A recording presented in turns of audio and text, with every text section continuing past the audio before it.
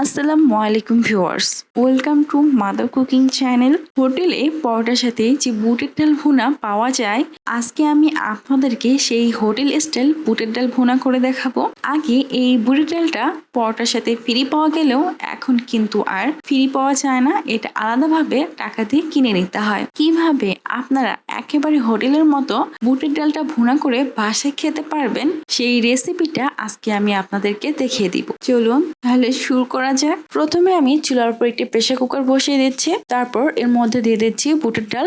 আর এখানে আমি প্রায় 1.5 কাপের মতো বুটের ডাল 6 থেকে 7 ঘন্টার মতো সময় পানিতে ভিজিয়ে রেখেছিলাম। তারপর এটাকে খুব ভালোভাবে ধুয়ে প্রেসার কুকারের মধ্যে দিয়ে দিয়েছি। এখন আমি এর মধ্যে দিয়ে দিচ্ছি তেজপাতা, একটি কাঁচা মরিচ 2টি, আর এই কাঁচা মরিচগুলোকে আমি মাছ বরাবর কেটে দিয়েছি। দিয়ে দিচ্ছি পানি, আমি ডালটার একটু উপর পর্যন্ত পানি দিয়ে দিচ্ছি। তারপর দিয়ে দিচ্ছি হলুদের গুঁড়া 1/2 টিস্পুন। এখন আমি প্রেসার কুকারের ঢাকনা লাগিয়ে এই ডালটাকে খুবই ভালোভাবে সিদ্ধ করে নেব। আমি প্রায় 2টি সিটি দিয়ে নেব।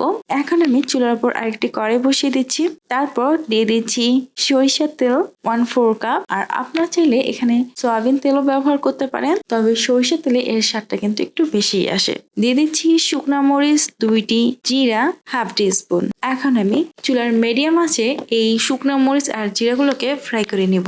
ফ্রাই করার এক পর্যায়ে যখন শুকনো মরিচ আর জিরা থেকে স্মেল বের হতে শুরু হবে, তখনই আমি চুলার আঁচটা একেবারে লো করে দিব। তারপর দিয়ে দিব হলুদের গুঁড়া 1 চা চামচ, মরিচের গুঁড়া 1 চা চামচ। তারপর এটাকে একটু নাড়িয়ে দিব। খুব বেশি সময় নাড়িয়ে দেওয়া যাবে না, সাথে সাথে নাড়িয়ে দিয়েই দিয়ে দিতে হবে পেঁয়াজ বাটা 1/2 কাপ। এখন আমি এই সব উপকরণ সমূহকে ভালোভাবে ফ্রাই করে নিব। আর প্রথমে হলুদের গুঁড়া আর মরিচের গুঁড়া এভাবে তেলের মধ্যে ফ্রাই করে নেওয়ার কারণে এই রান্নার পর এই ডালটার মধ্যে খুব ভালো একটা কালার আসবে। আমি বেশ কিছুক্ষণ সময় ধরে এই পেঁয়াজ বাটাগুলোকে ফ্রাই করে নিয়েছি, আর এই সময় কিন্তু পেঁয়াজ বাটাটা কিছুটা তেল ছাড়তে শুরু করে দিয়েছে। আর এই পেঁয়াজ বাটাটা আমি প্রায় 3 থেকে 4 মিনিটের মতো সময় চুলার মিডিয়াম আঁচে এই পেঁয়াজ বাটাগুলোকে ফ্রাই করে নিয়েছি। এখন আমি এর মধ্যে দিয়ে দিব আদা ও রসুন বাটা 2 চা চামচ, ধনিয়া গুঁড়া 1 চা চামচ, জিরা গুঁড়া 1/2 টিস্পুন, কালো গোলমরিচের গুঁড়া 1/4 টিস্পুন।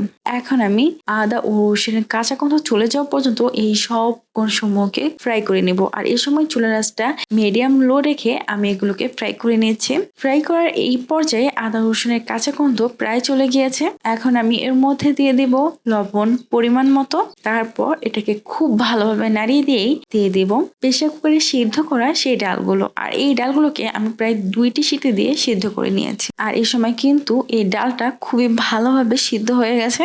এখন আমি একটা চামচ দিয়ে এই ডালটাকে খুবই ভালোভাবে নাড়িয়ে দেব। ভালোভাবে নাড়িয়ে দেওয়া হয়ে গেলে আমি চুলার উপর আরেকটি ফ্রাই প্যান নিয়ে নিয়েছি।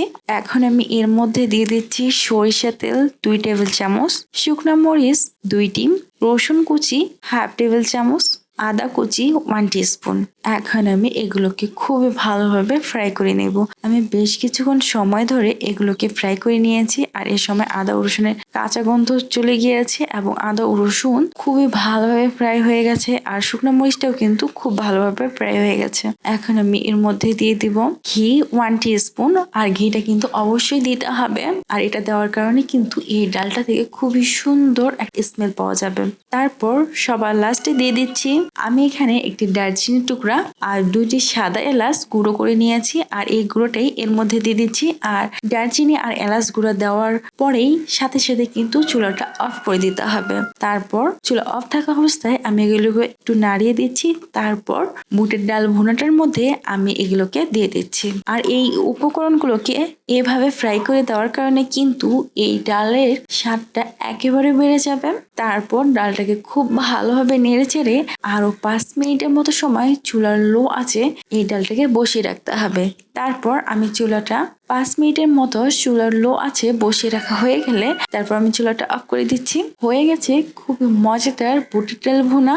আর এই বুটের ডাল ভুনাটা দিয়ে পরোটা খেতে কিন্তু ভীষণ মজার হয়। আর এই বুটের ডাল ভুনাটা দিয়ে আপনারা ভাত, পরোটা, রুটি যে কোনো কিছুই খেতে পারেন। প্রিয় দর্শক, এই ছিল আমাদের আজকের রেসিপি। মাদার কুকিং চ্যানেলের আরো এক্সাইটিং রেসিপি নিয়ে আমাদের সামনে আবার উপস্থিত হব। ভিউয়ার্স, আমাদের সকলকে অনেক অনেক ধন্যবাদ জানাই। জানাচ্ছি পুরোটা সময় আমাদের সাথে থাকার জন্য। আমি উইশ করব আপনারা সবাই ভালো থাকবেন, সুস্থ থাকবেন, মাদার কুকিং চ্যানেলের সাথে থাকবেন।